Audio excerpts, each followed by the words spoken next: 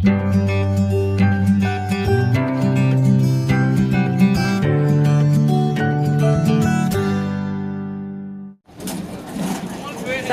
warahmatullahi wabarakatuh. Kembali lagi sahabat hias.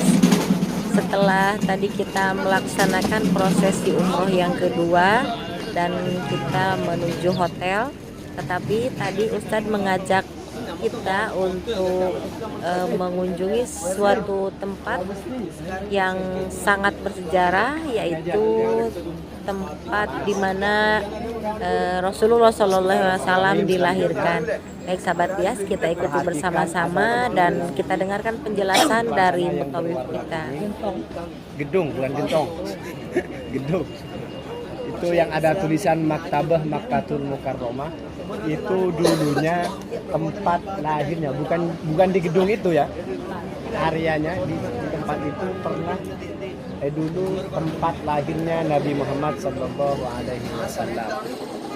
Nah, Nabi Muhammad ini merupakan sosok yatim piatu yang ditinggal oleh ayahnya di masa kandungan. Namanya Sayyid Abdullah dan ibunya Siti Aminah. Sebelum beliau lahir, pernah ada suatu ketika dia itu ibunya pernah melihat sebuah cahaya yang keluar dari rahim beliau. Ya. Sebelum Nabi Muhammad lahir, ibunya pernah melihat cahaya yang keluar dari rahimnya. Sehingga ibunya itu sangat terheran-heran kenapa bisa keluar cahaya dari rahimnya. Kemudian dilaporkanlah kepada kakeknya yang bernama Abdul Muttalib. Selain itu juga pada saat Nabi Muhammad dilahirkan juga keluar cahaya, memancar cahaya pada saat dan saksinya ada namanya, pernah dengar namanya Zubair bin Awam. Zubair bin Awam ini yang menikahi putri Abu Bakar yang bernama Siti Asma. Ibu Zubair bin Awam ini yang namanya Ummu Asyifah yang menjadi saksi langsung karena beliau merupakan seorang bidannya yang menjadi bidan, yang menjadi dukun lahiran untuk Siti Aminah. Beliau menyaksikan langsung bagaimana Nabi Muhammad dilahirkan. Ketika Nabi Muhammad dilahirkan tidak menangis sebagaimana orang biasa. Baru kemudian saat berada di pangkuan Ummu Asyifah, baru Nabi Muhammad terdengar suara tangisan. Di mana tempatnya berada di tempat. Makanya tempat ini diberi nama dengan Maulidul Rasul. Apa itu Maulidul Rasul? Tempat kelahirannya Nabi Muhammad SAW. Dan Nabi Muhammad setelah dilahirkan, usia beberapa pada saatnya tidak di usia seminggu baru diberi nama oleh kakeknya yang bernama Abdul Muttalib. Jadi saat Abdul Muttalib mendengar bahwa Nabi Muhammad dilahirkan, langsung Abdul Muttalib langsung membawa Nabi Muhammad dibawa tawaf, dibawa ke dinding Ka'bah.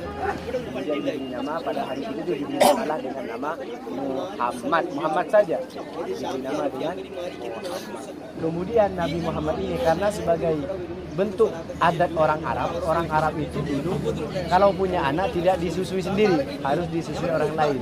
Kemudian datanglah Siti Halimah dari arah timur, dari Taif, yang datang ke Makkah ingin mencari anak susuan. Ini merupakan tanda-tanda bahwa Nabi Muhammad ini sebagai Nabi.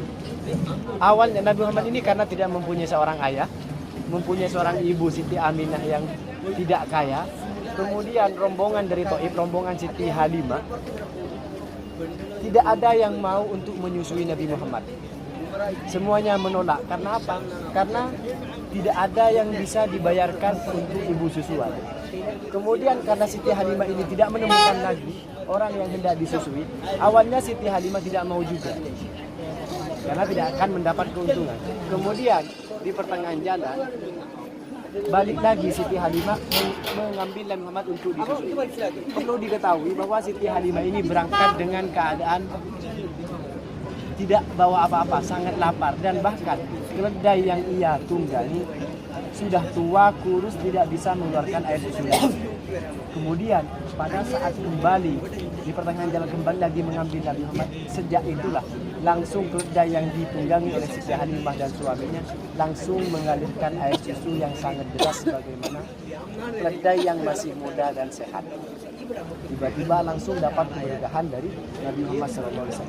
Dan sebelum berangkat, ini juga sebelum berangkat di rumah Siti Halimah, di kampung Siti Halimah ini sudah kekeringan, tidak ada hujan dan kambing, keledai, semua hewan peliharaan mereka tidak bisa memakan rumput segar. Barulah tiba-tiba berkat kehadiran Nabi Muhammad SAW ketika Nabi Muhammad berada di rumah Siti Halimah. Di rumah Siti Halimah, kambing dan dombanya langsung tiba-tiba mengeluarkan susu yang sangat banyak, seolah-olah sudah makan, padahal di sana sudah dalam keadaan kekeringan. Ini berkat Nabi Muhammad SAW. Dan selama di sana berada beberapa tahun, awalnya umur 2 tahun Nabi Muhammad ingin kembalikan ke rumah ke ibunya, ke Siti Aminah. Namun karena Siti Halimah ngotot untuk meminta kembali kepada Siti Aminah agar dibawa kembali ke Taif, karena anak ini bukan anak sembarangan, banyak membawa keberkahan di kampung kami, kata Siti Aminah. Lalu dibawa kembali ke Taif, dibawa kembali ke rumah Siti Aminah. Dan usia 4 tahun dikembalikan lagi ke Mekah. Karena apa? Karena Nabi Muhammad dikabarkan bahwa Nabi Muhammad ini sedang mengembala kambing. Bersama anak-anak Siti Halimah yang lain. Tiba-tiba ada seorang malaikat yang datang membelah dada Muhammad, mencuci isi dada Muhammad dari kotoran-kotoran, karena beliau telah menjadi Nabi Muhammad SAW, menjadi seorang nabi, menjadi utusan Allah Subhanahu wa taala. Dan ini dilaporkan oleh anaknya kepada Siti Halimah, wahai ibu, anakmu sedang diporak-poraganda oleh seseorang. Kemudian Siti Halimah langsung kaget ketika menghampiri Muhammad, ternyata Muhammad sedang baik-baik saja. Mereka Jibril yang membelah dada Muhammad sudah kembali, ternyata Muhammad sedang baik-baik saja. Kemudian ditanya, kenapa dirimu wahai anakku? Orang itu membelah dadaku, kata Muhammad, karena waktu itu masih kecil, masih usia 4 tahun saja.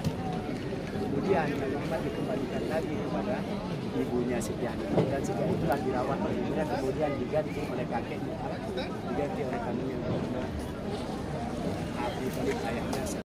Namun karena di sana tidak memungkinkan bukan pabriknya, tempat penyaluran air hujan, penyaluran diratakan dan dibangun sebuah gedung, sebuah istana kerajaan di sini.